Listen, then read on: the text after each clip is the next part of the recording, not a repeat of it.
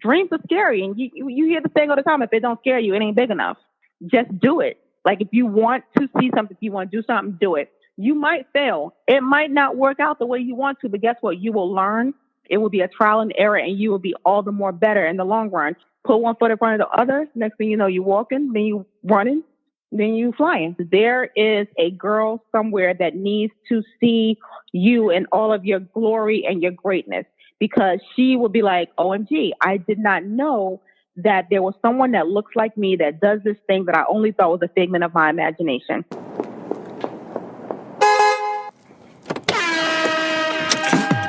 Hey, this is Raina Campbell, your Chief Dream Driver, and welcome to the No Parking Podcast, where through conversations and discussions with creators like yourself, we'll find interesting approaches to help you take your dreams out of park, put them in drive, and ride towards success.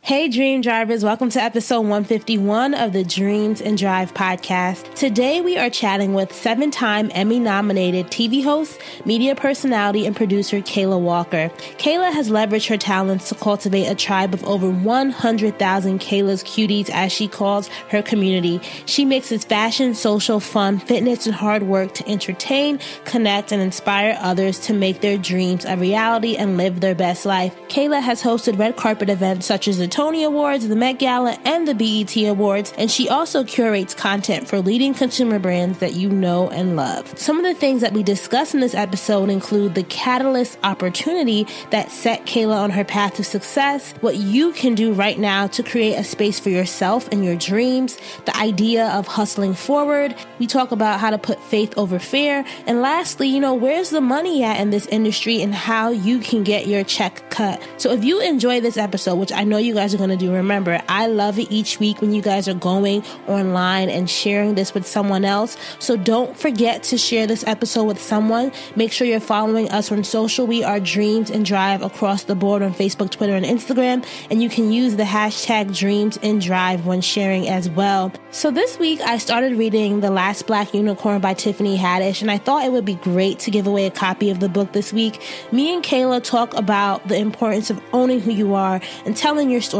And Tiffany is someone who definitely has done this throughout her career and is doing this now as she's on the rise. So if you want to enter to win a copy of The Last Black Unicorn by Tiffany Haddish, all you have to do is go to dreamsanddrive.com/win.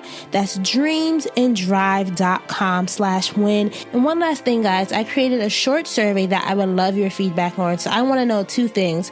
What are the reasons why you are tuning in each week and what are you learning? And then number 2, what are your opinions on what you think I can do to take Dreams and Drive to the next level?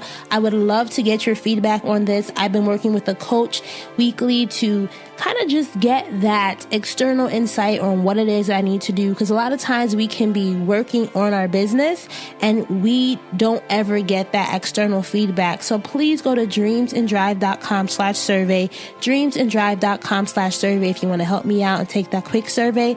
I'm going to be choosing 5 people to win some Dreams and Drive gear. So please, please, please help a sister out. I'd really appreciate it. All right, so let's hear from Kéla. Hi, Kéla. Welcome to this episode of Dream and Drive. I'm so excited to have you on today. I'm excited to be here. Thanks so much for having me. So you may not know this, but the first time I was introduced to your brand was when I first graduated from Princeton. I want to say back in maybe 2013, late 2013, early 2014. You did you were on a panel at the Find Spark conference. Do you remember that? Long time ago. Eons ago. That might have been before I even started getting into blogging and this whole thing of branding, if you will. So I do remember that so long ago. You were with Monroe Steele, somebody else, I forgot. And I looked you guys up. Monroe Steele is the only person I remember.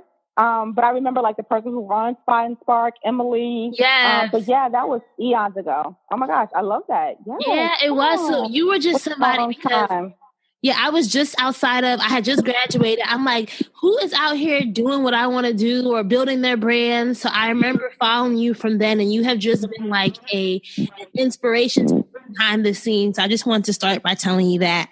So thank you riding with me the whole time. Because you could have been all right, I'm out. Kayla's Closet when you were doing the blogging thing heavy, and then that's when Instagram started getting big, so you started doing that stuff, and then all your hosting gigs. So, girl, I've been here, and I have just been clapping from my behind the phone screen. I love it. Thank you so much. So I love to start our interviews going back in time and really, thinking about who you were as a child. Let's go back to the 10-year-old Kéla. What was inspiring you back then? Like, how were you seeing the world? I'm trying to think. 10 years old. Where was I at? I was probably moving from Georgia to Philadelphia, I think, roundabout. I mean, for me, I'm the oldest of three, so I've always sort of been the, if you will, the helper or sort of the independent one, just because I was raised in a single parent household. And so I've always been like my mom's helper in that sense, especially again, as for the oldest of three. But I don't know, like, what were my visions per se at 10. I mean, I remember even younger than that, growing up in North Carolina and watching TV and seeing, at the time, the power couple at that time, I'm probably aging myself, Father God, was like Mike Tyson and Robin Givens, and being like, oh my gosh, like, didn't she have a show? Amazing Black couple on TV. Robin Givens did used to be on a show back in the day, but I remember it was like an interview with like Barbara Walters or something, and I would like write stories. I would make up stories and be a writer, like, long before I even knew what that was. I would just be like, ooh, I'm just going to make up a little fictional tale about this amazing couple that I just saw on TV. And I remember just writing stuff, right? And like, really just envisioning something more than what I just saw in front of me. Mm-hmm. So I don't know if that really answers your question, but like at 10, I don't know what I was seeing. I was just upset to be moving from Georgia, going to Philadelphia. What was the dream as you grew older then? As you developed into an adolescent teenager, when you really started to see what your skills were, how did the dream evolve? Absolutely. So I thought I wanted to be a lawyer. And so my mom made sure I got into a high school that really focused on law, if you will. And then one day someone said to me, like, to be an amazing lawyer, you really have to be an amazing student and be in the top percentile of your class. And I thought to myself, well, I'm not that great of a student. I'm pretty average when it comes to school. So, and then also they were like, oh, you got to go to school for like 8 more years. And I was like, whoa. I'm not doing all of that. In high school, I'm really blessed and fortunate to have realized early on in high school that I did want to do television and media. I didn't really know what that entailed, but for me, I wanted to work in daytime television. Like, I wanted to do the soap operas, or I wanted to do the talk shows. As a producer or acting? I wanted to be a producer. Like, I wanted to be behind the scenes making TV happen. And really worked, and like, I figured that out sort of my senior year of high school, and then was like, okay, but I've already started applying to colleges. And the school that I decided to go to, they didn't have a television program or anything. Binghamton University, I went to upstate New York. And my mother said, major in English, because if you can read well, you can write well, you can speak well, you can do anything. And that's exactly what I did. I majored in English with a concentration in rhetoric and literature. I always did my internships in television. And so, all of that to say, like, I knew from high school into college and to where I am right now that I wanted to do television media, and just feel really blessed to be able to live that dream. And even, I always say God's dreams for you are so much bigger than your own, because I wanted to be behind the scenes in television. And I have Emmy nominations for being on camera in front of the camera. And so, that was just a dream that came to fruition a couple of years into the industry, just blossoming in something that I didn't even think I wanted to do. And then I'm like, oh my gosh, I actually love hosting. So it transitioned from wanting to be a lawyer to wanting to work in television, and thankfully has stayed with television, and now even just growing into something more as a lifestyle entity brand, if you will. Could you imagine yourself as a lawyer? Like, just imagine if you had went down that lawyer route. Could you see yourself doing it now? I saw a meme the other day, and it was like, you ever make your case so well, your argument is so good, you look at yourself and you say, you should have been a lawyer? Like, I was like, yes. Because I'm so pragmatic. I'd be like, but wait, how you get to 2 if you got 1 and a 0? Because, a 1 plus 1 is 2 and you only got 1. So how we get here? Like, I'm so pragmatic about stuff. But you never know. Maybe Kéla at 80, you never know. You might be over here. Listen, I see lawyers now and I'm like, God bless you for going through all of that you do. I don't know if I could do all of that training, all of that schooling, all of that practice to do law. You got to really love it. Absolutely. So you graduated a lot of lawyers I know don't even love it. They're like, oh yeah, I'm a lawyer and why did I do that? And I'm like, I don't know, girl, why did you do that? It's rare that I find a lawyer that loves it. And most of the time they take that skill set and they apply it to other things, just in a business in general. Or, they become political analysts, if you will. So I was going to say that they use the basis of that and the credentials to then leverage it other ways. So absolutely. You graduated from Binghampton.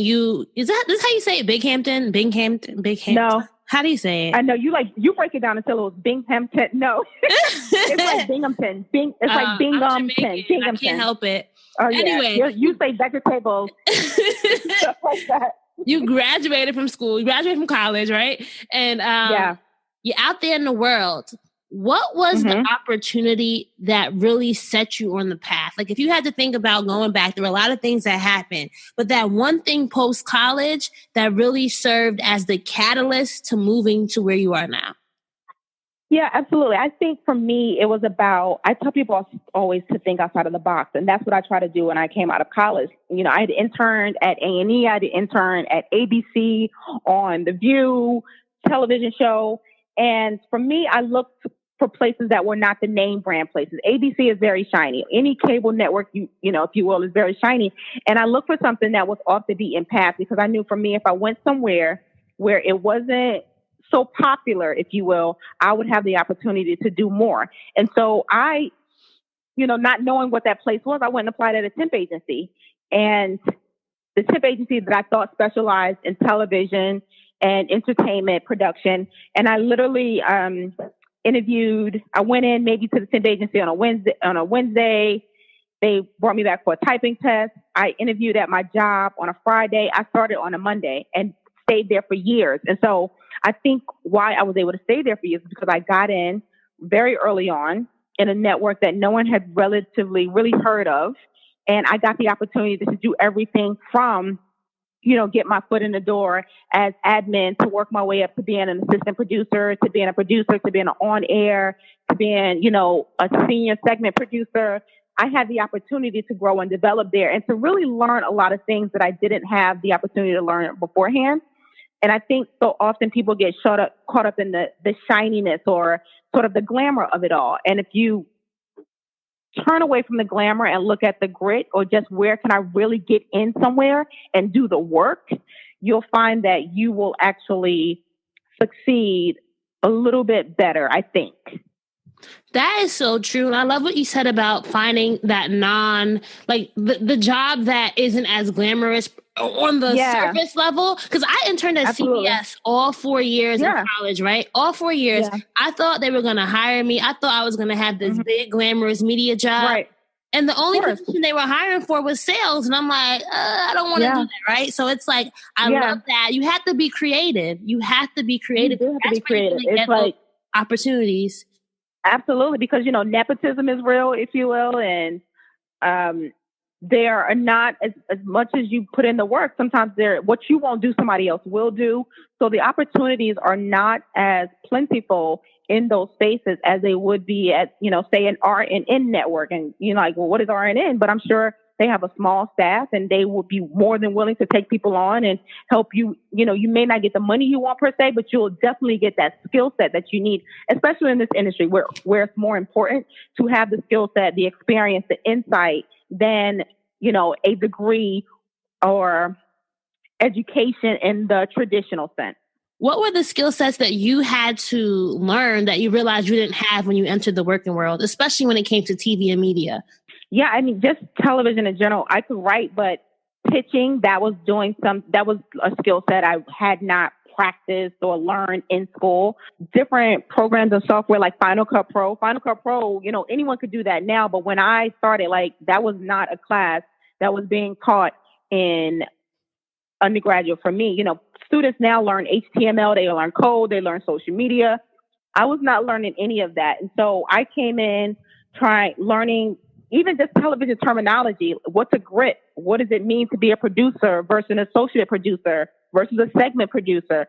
So there were all these sort of very basic things that the average person in the industry would know, or just anyone with experience would know. But obviously, entering as a newbie, just entering into the workforce, I had no idea. And, did you ever at that point feel like, I don't want to do it? Or were you like really captivated and really felt like this is for me? I was really captivated. It was always intriguing to me. I was always learning. And I also wasn't covering, news. I was lucky enough to be in a space and a place that I really love. I do entertainment and lifestyle, and I get to cover red carpets. And so every day is different. Every day is new and interesting, and you never know what's going to come your way. And so what I've also figured out and developed is that, like, I'm a storyteller. And so getting to hear those stories, learn those stories, tell those stories is always intriguing and interesting to me. So it's never like, what am I doing? Why? Like, I was always into it and intrigued by it and loved it and wanted more of it. So was this when you also started realizing that you had to build the Kéla Walker brand beyond just, working for the media company? You had to start building your own individual brand? That came in a very organic way, and it wasn't intentional. I was at a space and a time where I was just sort of like, everything had kind of become sort of routine. Like, okay, I go to work, I do this, I come home, but I was sort of getting bored with myself, and I was looking at ways to do something more invigorating and something that was more in line with just me. Like, what will I do for fun? Like, after I leave work, like, what am I doing for fun? And in that point, like, I had all these really amazing clothes in my closet, and I was like, well, I'm not wearing them like I want to wear them, or like, I feel like I should be wearing my clothes or doing different things. Like, there's so many reasons why I started doing Kayla's Closet. But, one, I was bored. One, I wanted to like dress up in my cute clothes and do cool things. Or like, I would go to work and I'd look really great. And then I'm like, I don't got nothing to show for it sometimes. And so it was really organic in why I started doing my blogging. And then also I saw people in that space that didn't look like me, but they had the same aesthetic as me. And I would be like, well, I can do that. Like, well, that's pretty cool, but why don't I see anyone that looks like me? Obviously, that's completely changed since then. And once you get in that world, it's like that brand new car that you get that you never saw anybody with it before. But then all of a sudden you're like, well, there go the car and there go the car, there go the car. I discovered so many more people that look like me and did have the same aesthetic as me. So it was very organic in that I started branching out and developing my own brand. In that, also realizing that it's important for you to develop your own story. So often we hear people asking, like, well, how do I get in and how do I get access? And, we hear the cliche answer all the time, be the change that you want to see. And the best thing that you can do in this day and age is to really own your voice, to own your content, and to tell the story that you want to hear. Be open to receiving it from others. What was the story that you wanted to hear that you had to go out and create? For me, I think that was it with what I just mentioned, in that I didn't see any girls that looked like me in this blogger space who had the same aesthetic as me. Like, there would be the natural girl or the curvy girl. And I'm like, well, what just happened to, like, she's not natural, she's not curvy per se, but like, she's a professional woman. She's maybe polished. She does great things with her girlfriend, or she's chic, if you will. And not to say that those other women are not, but like, again, someone who, again, identify with me. I'm not natural. I'm not curvy in the traditional sense or even the stereotypical sense. And so again, it was just like, where's that girl that looks like me? And I saw a lot of Caucasian girls in that space. And so I was like, well, why isn't there someone like me in that space? And so that's why I was like, well, I can try it. If she can do it, I can do it. So let's think about the girl who in present day 2018 has this story that she wants to tell. Maybe she wants to get into fashion, being a fashion beauty influencer lifestyle. Thinking about the journey you took, right? What would you say is the first step that she needs to do right now if she wants to start creating a space for herself in this industry? Don't overthink it. Just do it. Because that's what it comes down to. We overthink things. You have an idea, you have a concept, and you want to do it, but you're so caught up in how am I going to execute it? What does it look like? We overthink it to the point that we end up procrastinating, and then we get paralyzed in the idea, and nothing comes to fruition. Just do it. Like, if you want to see something, if you want to do something, do it. You might fail. It might not work out the way you want to, but guess what? You will learn. It will be a trial and error, and you will be all the more better in the long run. Whether you pick up and try again, or you like, yo, this actually works. Look at here. But because you were overthinking it, you didn't do it. But when you just start, put one foot in front of the other, next thing you know, you're walking, then you running, then you flying. But do you think like you have to go like the whole blogger route, or you can just kind of strictly be social media? Or do you think you have to be like a diverse, a storyteller across different platforms? Above all things, you have to be authentic, and you have to be genuine in what you're doing. So if you want to do that on YouTube, awesome. If you want to do that on Instagram, great. If you want to do that on a podcast, go for it. It has to be something that you want to do, and it has to be genuine, and it's not something for income. It's not something for money. When I started blogging, like, it was just something for my own interest, not for, oh my gosh, let me get, pay for the sponsor post, if you will. As you get into it and you see how great you were at it, of course you'll be like, okay, well, I should be getting paid for this. People are actually paying attention, and I'm actually developing a voice of reason and authority in this space. That comes from being authentic and being genuine in who you are, and not doing something just because it looks good, not doing something just because it sounds good, but doing something because you were genuinely invested in it, and you would do it for free, although you ain't going to do it for free. Nah, we're going to get to that though. But you mentioned something that I thought was really important, was the whole idea of developing authority, right? What's your authority? Mm-hmm. What's your expertise? If I had to say in one sentence, what's that thing I can go to you for that I can't go anywhere else? I think for me, I'm your good girlfriend, right? And so I don't know if that's authority per se, but you can, in that sense, that you can trust me, and you know that I'm not going to mislead you in any way. And so if I'm talking about fitness, it's like, all right, Kayla's into this.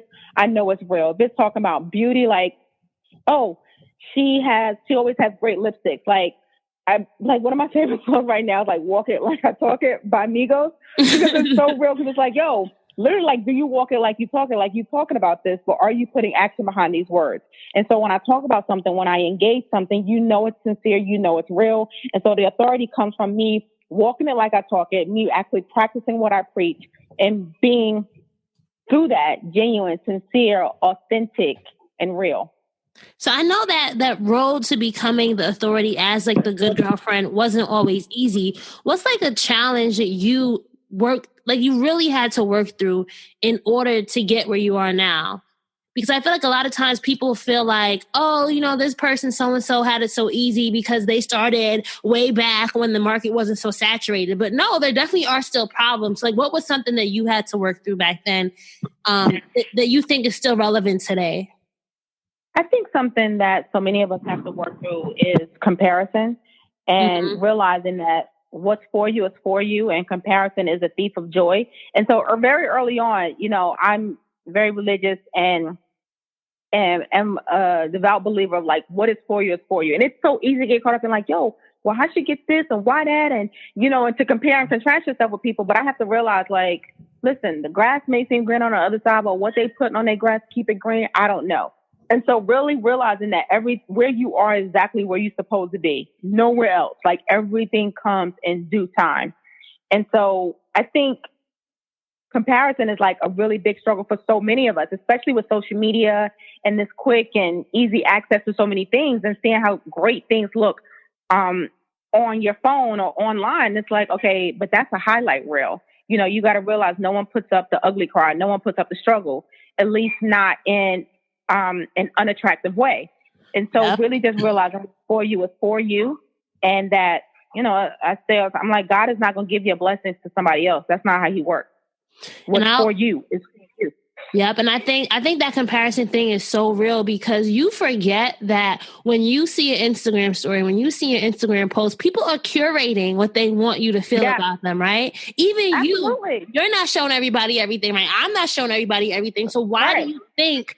And I think that's where you have to get smart, especially when you are building your brand online. It's like, you have to know how to read what someone is presenting to you, because that's what it is. It's a presentation.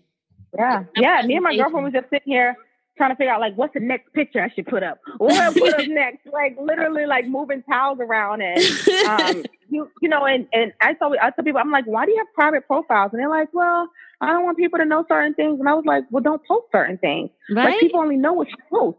And I'm like, how are you using this as a marketing tool with a private page? I'm like, you hustling backwards because nobody can see what you're selling because you private. Like what? It really is a highlight reel. It really is only what you share. Like, you know, but it's also should be with purpose too, in the sense that if you're engaging people, you're sharing some kind of knowledge with them, or you're inspiring them in some way, or you are sharing something that is going to help them be better, do better, and just overall live better in some way or another. Because we can all put on a cute outfit, but okay, next, what? Yeah, like, you know so what? Why should I care, right? Right. So what would you define as somebody who's hustling forward? So you said, you know, if you're in private, you're hustling backward. If you're hustling forward, what are the things you look for in somebody who's doing that? I just made that word up, hustling forward. And I even like, it's so funny. We use hustling and we use grinding because it's so like, those are keywords right now. Like this hashtag hustle, hashtag grinding. But I think more than that, like never mind a hustle or a grind. Like how are you aligning yourself with people, places, things, and brands to move forward? And so for me, that's how I see that, you know, trendy hustle forward. And how are you aligning yourself to grow, to be better, and just be more than what we see in the here and now? Like what's next, and thinking about what's next, and being more than just this moment, but the long-term effects. And I think a lot of times we don't see that until it's here. It's the work that's behind the scenes. And then to be like, bad you know, and I always tell people move in silence. I'm like, I want to do a good Beyonce. Drop the album at midnight, like new album. I've been working, but you don't got to see the work until it's just ready. So I tell people all the time, like move in silence and make more moves and less announcements. Yep. And I feel like that's where you get the impact too, right? Because then you realize, I think it's true. I always say this, be aware of dream killers, because sometimes you'll post things, you'll put things out there, and people, I believe in the power of thoughts, and people's negative energy can definitely come on to your dream, right? Especially if you're still trying to figure things out. So you got to be aware of what you're putting out, because there are dream killers out there who will make it their mission to like try to deter you from that. Absolutely. Not all people are going to be happy for you. Not all people are going to pray for you.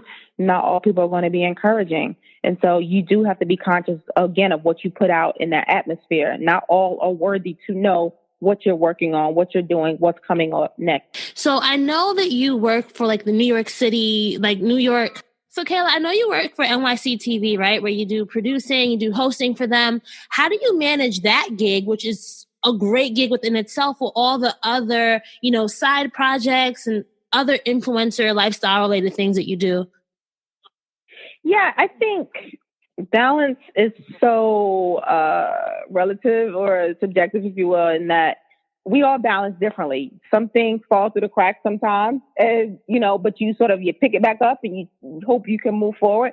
But for me, it's not like I work in banking and then I clock out of that and then go do a red carpet for another brand. You know, the two worlds, or they align and they are one and the same. While I'm, you know, it's one client here, it's another client there. And so it's really just about scheduling. It's about being in tune with your brand and not doing something that seems like, well, what is she doing that for? Like what, how? So it makes sense when I'm doing a red carpet for Centric, which is now BET Her, versus, you know, a red carpet for a local television network. My worlds are all sort of one big happy world. And that's a strategic move. No, that's really, I think that makes a lot of sense. And also when you say that, I think of that first move you made when you said you worked for a temp agency at a media company, right? Yeah. Where that was strategic. You could have went and tried to be an intern at NBC for 10 years, right? Like, but you said, no, I'm going to work this ladder. And now you're able to leverage your current opportunities, and like it all works together. So I see that as being very strategic. Yeah. And I mean, and whether you realize it or not, like whether I realized it or not at the time, like that was my strategy at the time. Where I was going to end up 5, 10, 15 years later, I had no idea. But at the time, I was like, all right, this is what I want to do. And so, again, I feel really blessed to be still doing that and not having to be like, well, I guess I'm gonna have to go get a teacher job because, for me, it's not a hustle, right? Like it literally, it's a hustle in that like, you gotta book another client or get another assignment, but it's my bread and butter and it's my livelihood. Television production is what I do. It's not something that I'm trying to break into. It's not something that I aspire to do. It is what I do. I have 7 Emmy nominations. Like that comes with hard work, that comes with skill, that comes with insight, and that comes with know-how. And so again, I just feel blessed to be able to do it. And balance, again, we all balance differently. Some nights I may not get as much sleep as I want to get because I have to work on something that's going on the website. Or, sometimes it's like, all right, I'm ducking out from lunch to go work out so that I can stay in shape, so that I can fit this dress, so I can work the red carpet. Like it all just sort of works together, and you make it work. You make it work for you so that you can do all the things that you want to do. So right now I want to do a quick mini segment that I just thought of because I thought it could work. So this may not end up in it, but I'm going to try to make it work, right? Okay. We're going to do a quick rapid fire round in the middle, social media 101, because I think that you kill your social media. I love how you do your Instagram stories. I think your captions are on point, and there's a lot that we can learn. So I'm going to ask you some quick questions and just give me some quick answers, right? So when making an Instagram story, you have to blink. Let go of perfection. All right. Why is that so important? Because again, you get caught up in your own head and you're like, no, I look silly. Oh my gosh, let's do it again. Or, oh my gosh, what just happened? Oh my God, what did I say? Oh my gosh, I got cut off. And it's like, girl, if you don't just press in and keep talking, it's like you have to talk to yourself. It's like when I talk, it's my inside thoughts out loud.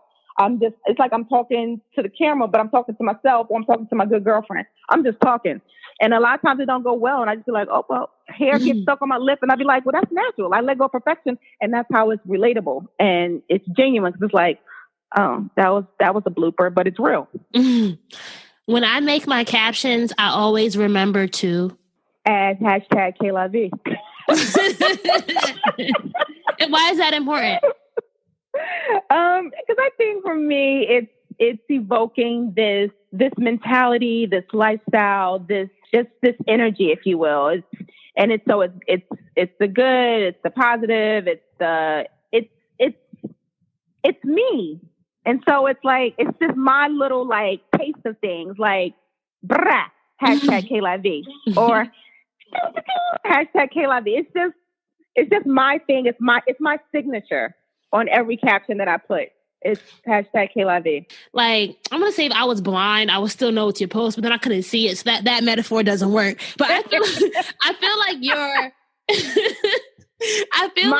my writing style, right? Yeah, or just even like your pictures, right? Like if I were, let's say you weren't even in the pictures, but you took the pictures and just the aesthetic of stuff, like I would know, oh, that's a Kéla Walker. You know what I mean? Oh like my gosh, that's hilarious. Does that make sense though? Like no, absolutely. But that's exactly what I'm saying. Like there's a signature, there's a style to it. It's like, oh my gosh, that's so Kéla. Oh my gosh, do you have the same photographer, or do you like just teach your friends how to? I teach my friends. And then, I use different apps to like clean things up, but I teach my friends and thank God I have friends with patience. Cause I'll be like, nah, that ain't it. One more time. Dip it down low, up high. Don't tilt my camera. Hold it straight. Clean the lens. Like we go through lessons all the time.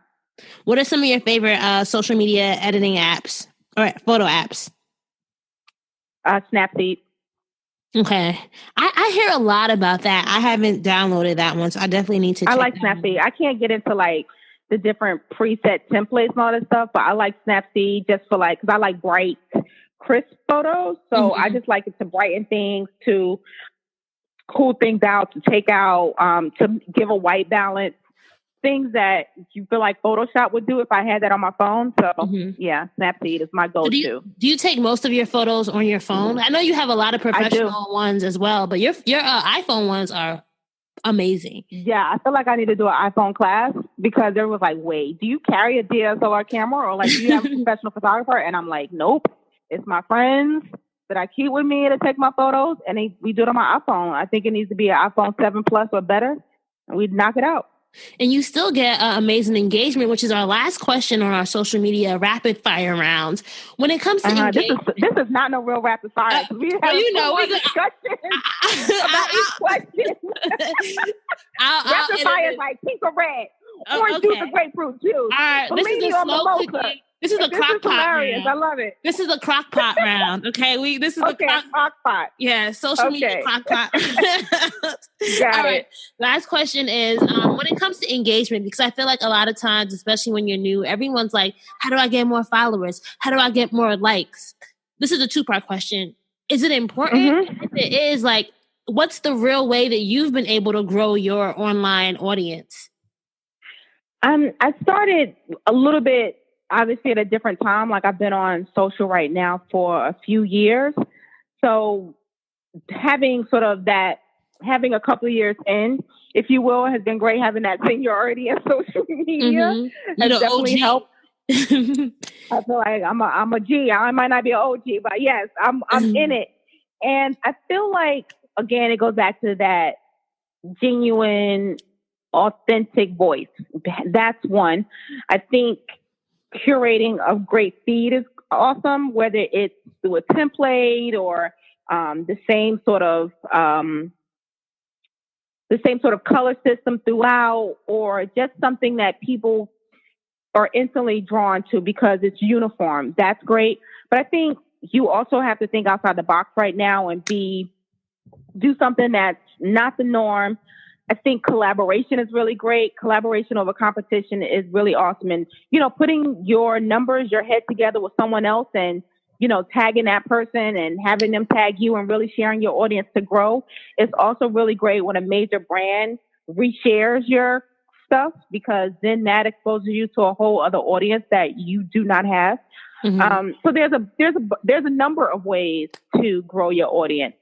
And then I also think, it's sad, but like with the new algorithm, posting often, once a day used to be hot, and I'm guilty of this right now. Like, I don't get to post as often as I want to, but posting multiple times a day helps right now with this new algorithm. Like, I find myself liking people's stuff all the time. I'm like, oh my gosh, I see this girl all the time. Like, only to find out I don't even follow this girl. She just is always in my Explorer because she always posts. And I felt like I followed her because I'm engaging with her. I leave comments. And I ended up just on her actual profile. And I was like, oh shoot, the follow button is still blue. Like, I don't even follow her, but she always posts. Yeah, these are great tips. Okay. So you have your trademarked hashtag, right? Book busy and blessed. Mm-hmm. Let's talk about money real quick, because I think that's something that a lot of us, especially us as Black, millennials, women of color, men of color, there's a lot of coins out here that we are leaving on the table. How did you start booking clients and getting paid for what you do well? So again, media is my forte, and we want a little bit. It's booked.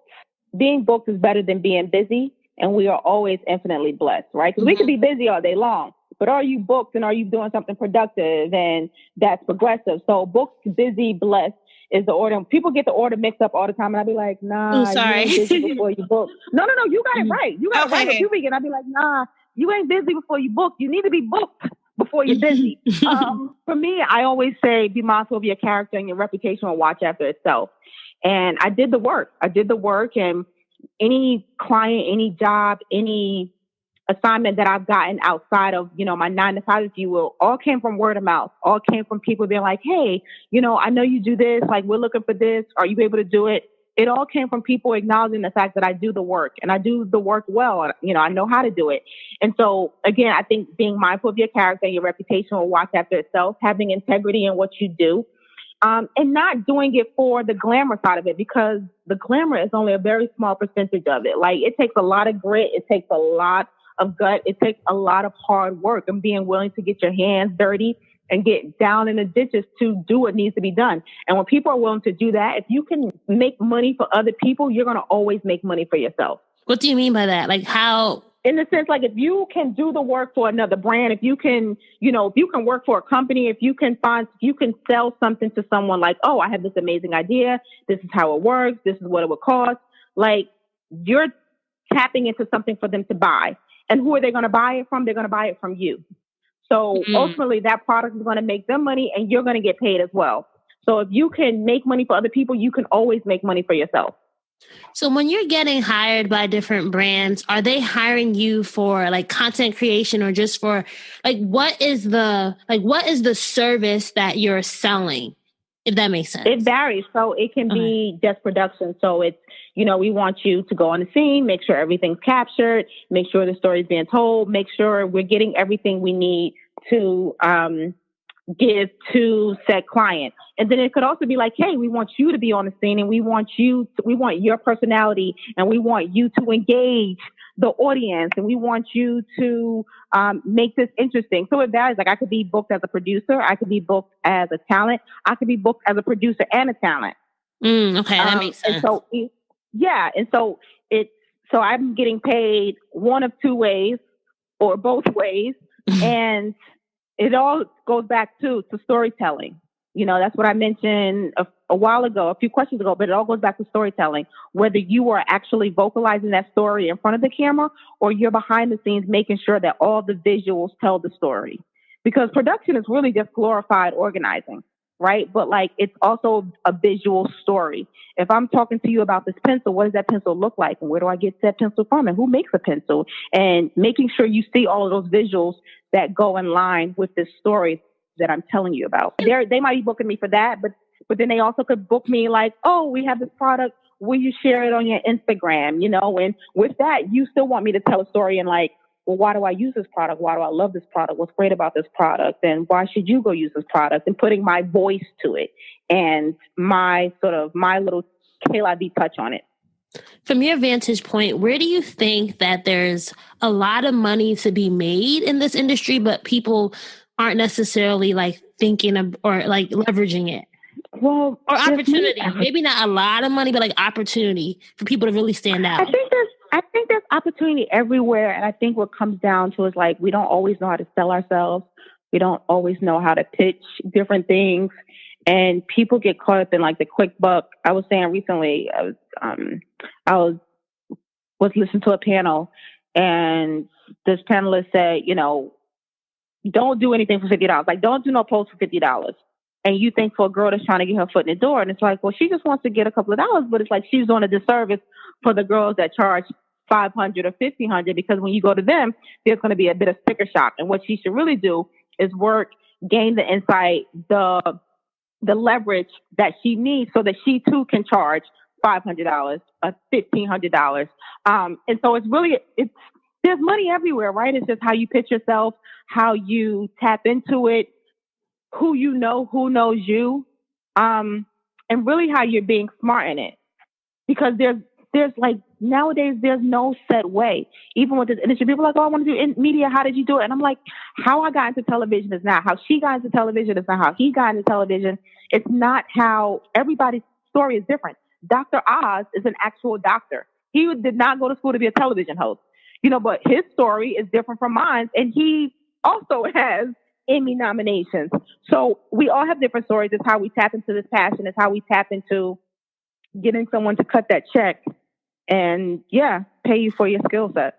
I got a random rant to go on before we wind down this interview is, what my annoyance is when people, I feel like people want you to tell them exactly how you did it. And then they want to repeat it and they want the same result. Yeah. And I was just saying, I cannot sell my magic to you, right? In the sense that I could tell you how to do it, but you got to figure it out for yourself. And I think there are people who try to take shortcuts and try to just do what Kéla did, what Raina did. But no, you have to find your own path because I love that you said that because I can't tell you how I grew my podcast, right? I can't tell you how, I could tell you, but you may not get the same results.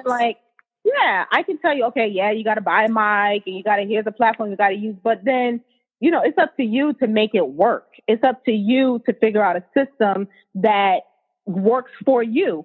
And people definitely want the answers. People want to do the same thing. And I'm it ain't going to work for you. It's not like banking, you go to school. Yeah. Then you get this degree and then you do, I don't know, whatever you do. It's not like this, teaching where it's this very set, defined way to enter the industry.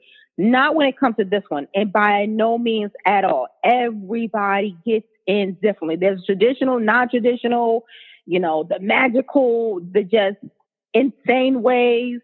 there is just no set way. I mean, tell people, I'm like, there is no set way. I can tell you what I did, but that don't mean it's going to work for you. Yep. Thinking about your career so far, Kéla, like what's a moment where you just sat back and were like, damn, like I did this, like tears, not even tears, but imagine if you were in a movie, right? And it was a part of the movie where you were like reflecting upon your life. Like what scene would you be looking at? You're like, wow. I think for me, it was the first Emmy nomination I ever received. And also the one I just received, the 7th one. The first one, because it was the first one. And I didn't think the kind of stories, the kind of work that I was doing was worthy of an Emmy. And the first one I got was for on-air talent, which was like, and I'm completely self-taught. I didn't go through traditional training. It was just me watching people I admire, critiquing myself. Okay, what do I need to do better at? Where I need to do less of? So when I got that first Emmy nomination, I was like, oh, shoot, I might actually be good at this. Like, wow. You know, other people, my peers deem me to be like the best of the best in New York City for me to have this Emmy nomination.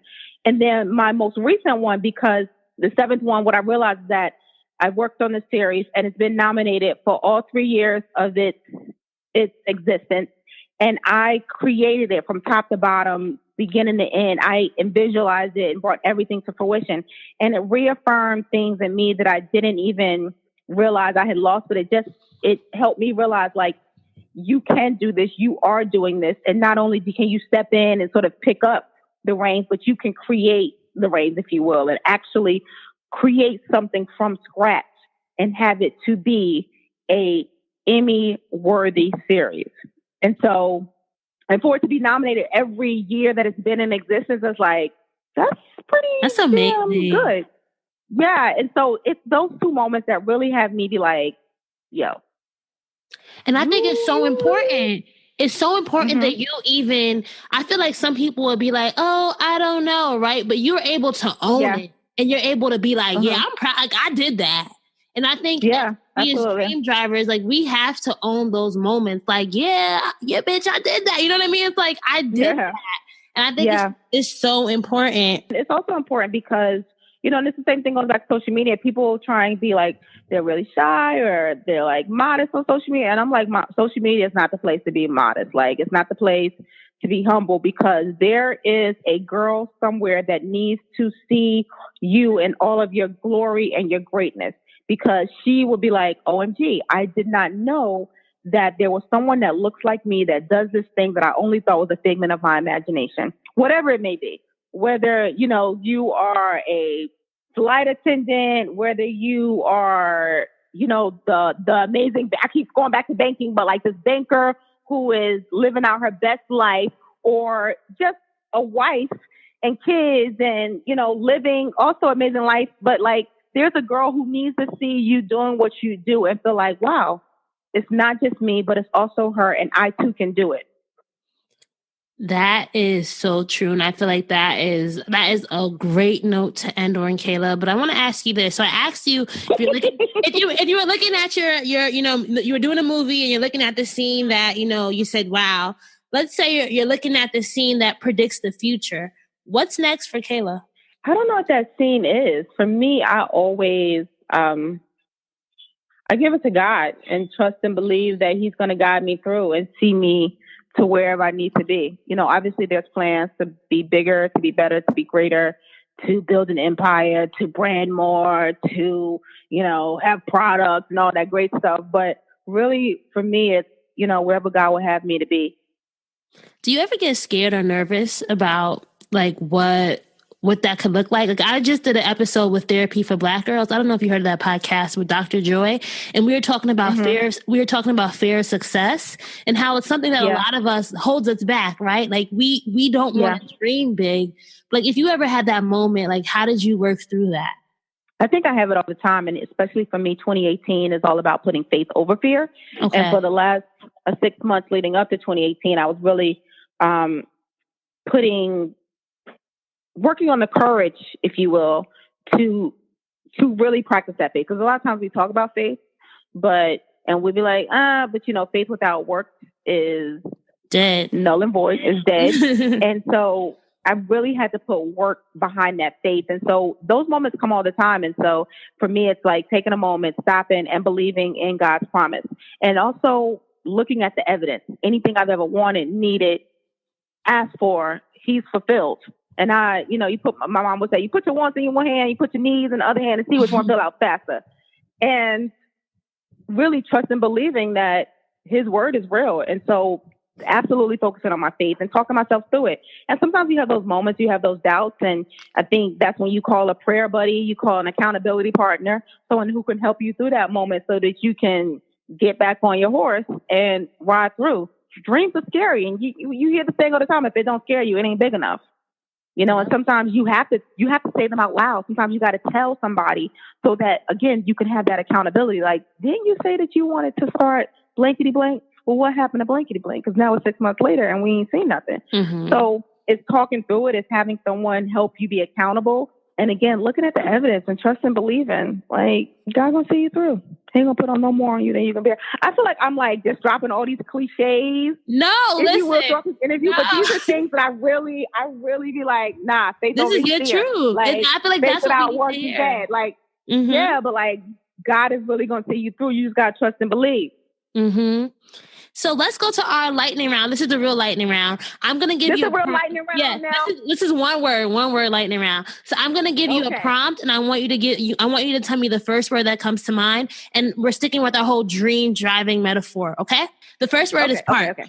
Go. Reverse. Backwards. Neutral. Standstill. Drive. Future. You get what I meant now? Like it's the gear shifts in the car. Yeah. I get it. I just told me up. I'm like, what's happening in this car? Backwards. And if you want to be a dream driver, you have to have your 3 keys to success. So tell me 3 things that you think every dream driver needs in their toolkit before they hit the road. I think you need to obviously have a dream. That's one. Mm-hmm. I think you need to be diligent in that dream. And I think you should be faithful in that dream. I love that. Have a dream, be diligent, and be faithful. Kéla, thank you so much. This was an amazing interview. Can you tell our dream drivers where they can find you online if they want to check out your stuff, follow you, all that good stuff? Absolutely. You can follow me on Instagram, Twitter, Facebook, across the board. It is at Kéla Walker, and that's Kela Walker. And thank you so much for having me on the show. This was great. Really good conversation. I hope you, as well as the audience, are able to take something away from it, and the cliches actually click, and they be like, yes, they're cliches for a reason because they work and they are real. They are. This is amazing. Thank you again, Kéla. Thank you. Have a good one. All right, so that's a wrap for episode 151 with Kéla. I hope you enjoyed hearing her dream driving journey as well as her keys to success. And don't forget to enter our contest this week. I'm going to be giving away 1 copy of Tiffany Haddish's book, The Last Black Unicorn. Just go to dreamsandDrive.com/win to enter. And if you love this episode, then please make sure you share it with somebody. I love it when you guys are posting on Instagram, Twitter, and Facebook, especially Instagram stories. Remember, we are Dreams and Drive across the board, and you can use the hashtag Dreams and Drive when sharing as well. So go on over and share it with someone that you think would really, really benefit from hearing Kéla's story. Wherever you're listening to, make sure that you are subscribed. We are on Apple Podcasts, Spotify, Google Play, Stitcher, TuneIn. Wherever you're listening, hit subscribe so that you get notified every time we have a new episode. And if you're listening on Apple Podcasts, I would truly appreciate a rating and a review.